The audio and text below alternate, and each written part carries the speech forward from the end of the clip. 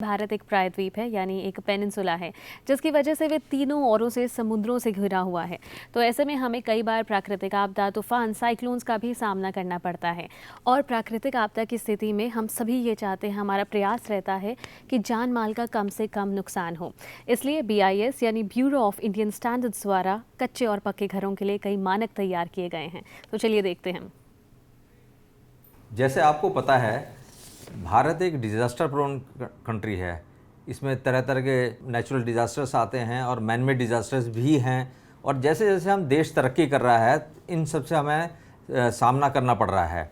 अभी आपने देखा कि बिपरजॉय नाम का एक साइक्लोन जो है हमारे वेस्टर्न कोस्ट में अभी हिट किया है। और इस तरह के साइक्लोन से हमें कैसे बचा जाए, अपनी बिल्डिंग्स को, स्ट्रक्चर्स को कैसे सेव किया जाए, ये बहुत महत्वपूर्ण है।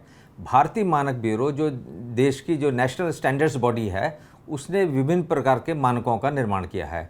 इन मानकों में cyclone resistant design and construction of buildings and structures भी है। सबसे पहले तो ये जानना ज़रूरी है कि ये साइक्लोन्स आते हैं तो हमें किस तरह की सावधानी लेनी है। देखिए, बिल्डिंग को डिज़ाइन करने के लिए वे जो डिफरेंट टाइप के लोड्स होते हैं, dead load, impose load, wind load, snow load, इन सब का ध्यान रखना पड़ता है। इनसे सेफ बिल्डिंग को बनाना पड़ता है।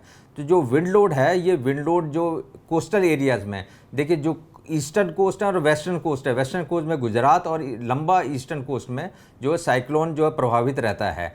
इस प्रभाव को दूर करने के लिए वहाँ पर जो सबसे ज़्यादा हाई विंड स्पीड जो साइक्लोन के समय चलती हैं, उनसे बचाव करना है। तो बिल्डिंग्स का डिज़ाइन किया जाता है। तो भारतीय मानक ब्यूरो ने इस एक मानक निर्धारण किया है, जिसमें दिया है कि देश में विभिन्न भागों में कितनी विंड स्पीड चलती है और साइक्लोन के लिए एक्सेलरेटेड विंड स्पीड कितनी होती है, तो उसके लिए डिज़ाइन करना पड़ता है। तो इसको डिज़ाइन करने के लिए हमने मानक का निर्माण किया है। भारत का जो कंस्ट्रक्शन एक्टिविटी है, ये एक राज्य का विषय है, इसलिए जो इसके बारे में जो कानून बनाते हैं वो राज्य सरकार बनाती है। तो केंद्र सरकार में हमने national building code of India, Bharat की राष्ट्रीय भवन निर्माण संहिता का निर्माण किया है। और इस संहिता के अनुसार जो लोकल बिल्डिंग बायलॉज बनाए जाएं, और उसके लिए हमने गाइडलाइंस भी इशू की हैं। तो जितने हम जो लोकल बिल्डिंग बायलॉज हैं, यदि उसके हिसाब से, जो कि नेशनल बिल्डिंग कोड के हिसाब से बने हुए हैं, यदि हम निर्माण करेंगे तो हमारे बिल्डिंग जो है साइक्लोन से सुरक्षित रहेंगी।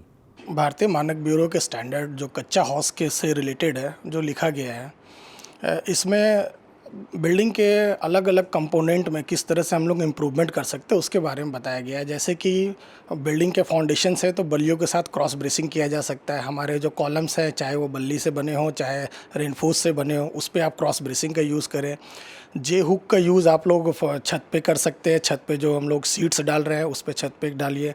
सेम टू, अगर हम लोग कोई RCC बिल्डिंग डिज़ाइन कर रहे हैं, बड़ी बिल्डिंग, तो उसमें K4 फैक्टर का यूटिलाइज़ करें, K4 फैक्टर इंट्रोड्यूस करें, जो 1.3 है, जिससे लोड बढ़ जाता है। तो हमारा साइक्लोन से रिलेटेड वो सेफ़ हो जाता है। और अगर हम लोग ट्रॉपिकल जो बिल्डिंग्स है उसके बारे में बात करें, तो अलग अलग तरह के बिल्डिंग्स हैं। जैसे कि थैचर्ड हाउस है, तो थैचर्ड हाउस के कंडीशंस में हम लोग उसके ऊपर से प्लास्टिक्स डाल के उस पर हुकिंग करें। इस तरह के प्रोविजंस जो भारतीय मानक ब्यूरो में दिए, अगर इसे अपनाया जाए तो लोकल बिल्डिंग्स, जो ट्रॉपिकल बिल्डिंग्स हैं, जो कोस्टल्स के बहुत ही नज़दीक होते हैं, उन सबों को भी सुरक्षित बनाया जा सकता है। इसके अलावा मैं अपील करता हूँ जनमानस से, आम लोगों से, जो अपना घर बनाते हैं या बनवाते हैं, वो सबसे पहले तो ध्यान रखें, हर मकान जो वो बनाते हैं उसमें एक स्ट्रक्चरल इंजीनियर को और सिविल इंजीनियर को ज़रूर एम्प्लॉय करें।